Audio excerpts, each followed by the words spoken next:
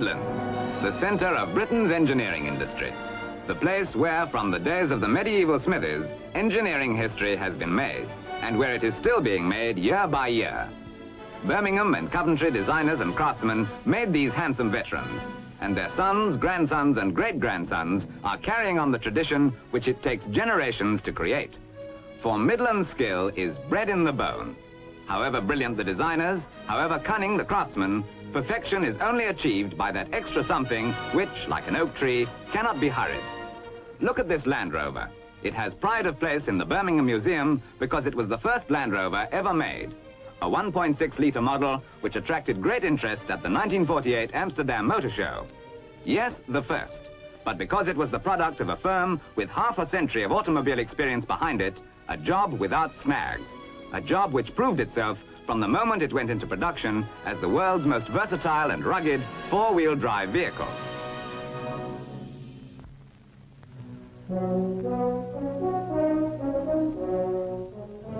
The Rover Company at first only planned a limited production of the Land Rover, 50 a week for 5 years. But even the company was surprised by the immediate and overwhelming demand for this virtually unbreakable machine. And in less than no time, the original production schedule was itself a museum relic. In the 10 years since the first Land Rover was exhibited, over 200,000 have been manufactured.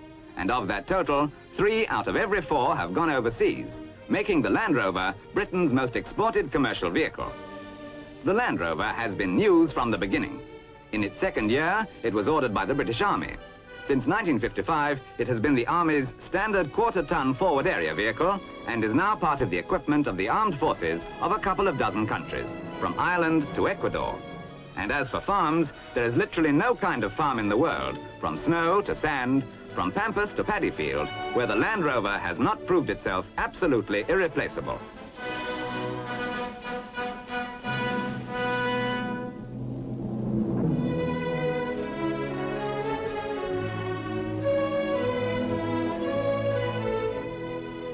To go back even earlier than Land Rover number 1, here are pictures of one of the original prototypes under trial. It had a wooden body and a central steering column. And the Rover Company's Solihull factory put it through its paces on every possible job, amending and adapting, correcting and improving, until they were satisfied it was ready for the public. And as their customers know from long experience, the Rover engineers take a great deal of satisfying. That's why Rover customers remain Rover customers.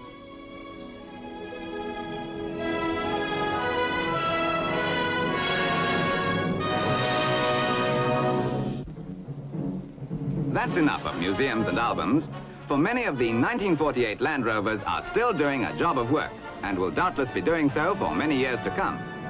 Barbara Toy, an Australian authoress living in London, owns Pollyanna, one of the very early Land Rovers.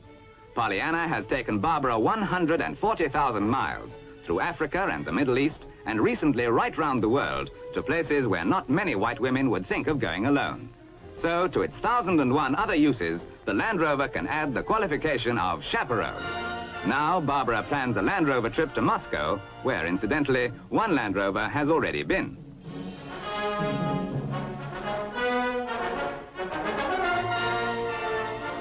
Britain's most exported commercial vehicle, and it didn't take long to reach that status. In its first 2 years, the Land Rover earned £5 million in foreign currency. That could only have been achieved by a vehicle which was, from the start, suited to every possible job in all possible conditions. Every type of Land Rover is in demand: short chassis, long chassis, station wagon, left-hand drive, right-hand drive, petrol, diesel, according to the job to be done.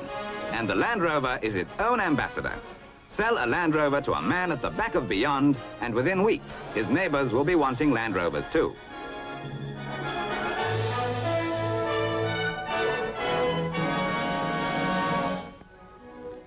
Of the Land Rovers exported in the past 10 years, Australia alone has taken more than 27,000, and that's about 1 in 8 of all the Land Rovers produced. One single project uses Land Rovers by the 100, the vast Snowy Mountain hydroelectric scheme in New South Wales. The Snowy Mountain project is a water conservation scheme as well as a new source of power, and it will be the biggest of its kind in the Southern Hemisphere, costing some £200 million to build. A tremendous job in a huge and growing land. The sort of job where the sturdy Land Rover proves its value over and over again.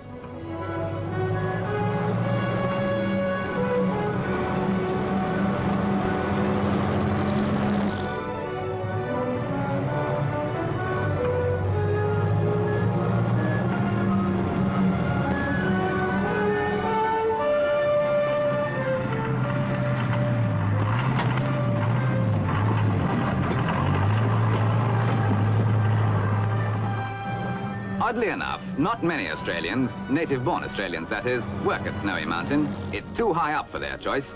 But for Scandinavian immigrants, it's a home from home, and large numbers of them are employed here. The Land Rover has no such preferences. Thermometer and barometer can say what they like. The Land Rover is at home in any place where there's a job of work to be done.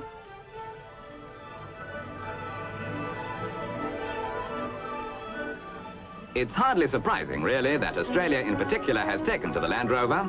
Above all, Australia is the pioneer land of today, with virgin country to be tamed, great construction works to be completed, and huge distances to be covered, often with no roads at all, or at best with rough tracks churned up into mud or dust. The outback is no place for finicky vehicles, for trucks which break down under rough treatment or which demand complicated maintenance. But the Land Rover is the pioneer vehicle par excellence. The vehicle which can go where once only horses could go, and very much farther and faster.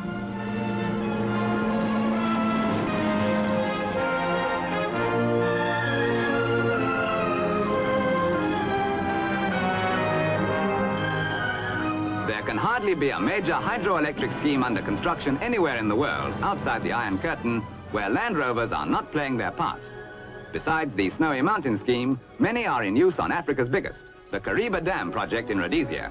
And nearer home, they're doing the same job in Scotland.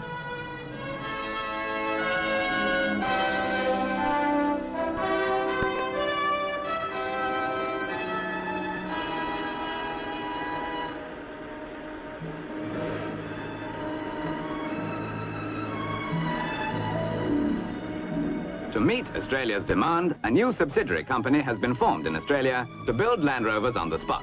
Similar companies have been established in South Africa and Brazil, and Land Rovers are soon to be manufactured under license in Spain.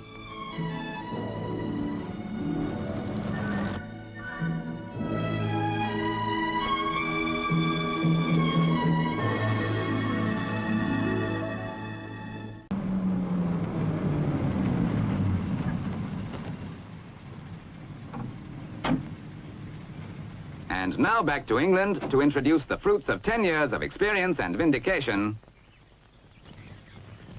the Land Rover Series 2. Without sacrificing any of the well-tried features, Rover engineers have produced a better-looking, more comfortable vehicle, even better equipped to do whatever is asked of it. Let us show you over it. Anyone who's ever poured petrol from a can will appreciate this feature. Like the Series 1, the new Land Rover is made in petrol and diesel versions, and also in two sizes. The regular short chassis with an 88-inch wheelbase and the long chassis 109 inches. The tailboard has ingenious new quick-release catches designed to stay in position over the roughest of ground. The body, of course, is still made of rustless aluminium alloy with all exposed steel items heavily galvanized. The years have proved the value of this, for the alloy is resistant to such things as corrosive fertilizers and will stand up to all types of climate. But the whole body has been given a smoother and more pleasing appearance, suitable to a multi-purpose vehicle which must be smart as well as workmanlike.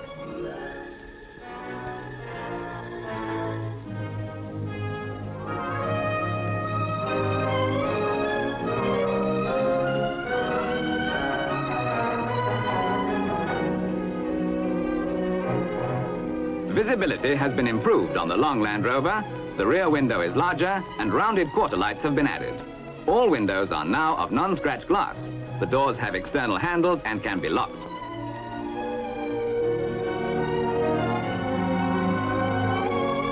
The bonnet arrangement is more convenient than on the Series 1, making it easier to open, particularly in winter conditions.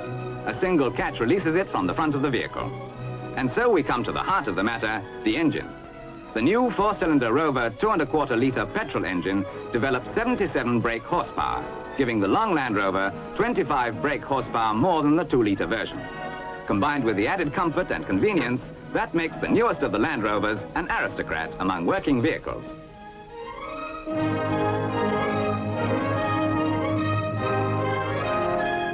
The redesigned seating is deeper and softer, improving driver and passenger comfort, which is also affected by the attention given to springs and shock absorbers. Little change was needed here, just minor alterations for greater smoothness, for the Land Rover suspension has long ago proved its worth. After careful thought, Rover engineers have decided to retain the use of beam axles, for experience has shown that their simplicity and strength are best suited to cope with the constant pounding on destructive terrain, which is all in the day's work for the Land Rover. Shock absorbers have been redesigned, and on the long Land Rover, progressive rate springs give 2 inches greater travel. They are mounted on hangers which have been brought forward for improved stability. The turning circle has been improved on both regular and long models.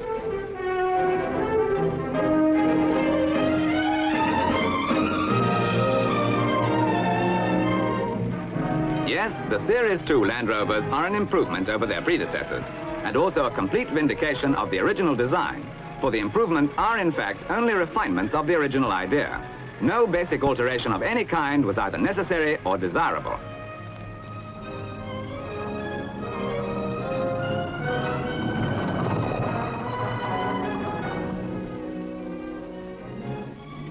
Science and craftsmanship bred in the bone. That is the secret of the finest vehicle that even the Rover Company has ever produced. 81 years ago, Rovers started making bicycles. 54 years ago, the first Rover car appeared on the road. Like a craftsman working through the years to his peak of skill, the Rover Company served its apprenticeship when cars were a novelty and has grown up with them. No company in the world knows more about them, and few can parallel its contribution to the perfecting of the modern motor vehicle. Ask a Rover designer or craftsman which of the company's products gives him the greatest pride, and he might have difficulty in answering. But the chances are that he would say the Land Rover. For here is a vehicle which was a pioneer and is still beyond dispute the finest of its type. What other vehicle in the world has for years been doing jobs as varied as farm work, exploring, big game hunting, towing and powering mobile machinery of all kinds, post-hole digging, pumping water for circus elephants amongst other things, and locust control? What other works for armies, frontier guards, police and fire brigades, and acts as a mobile bank, a mobile surgery, or a mobile workshop as occasion demands? 10 years have proved the Land Rover can do all these things and more. When new jobs arise to be done, the Land Rover will find a way of doing them. And when an even better Land Rover is made, it will be made by the Rover Company.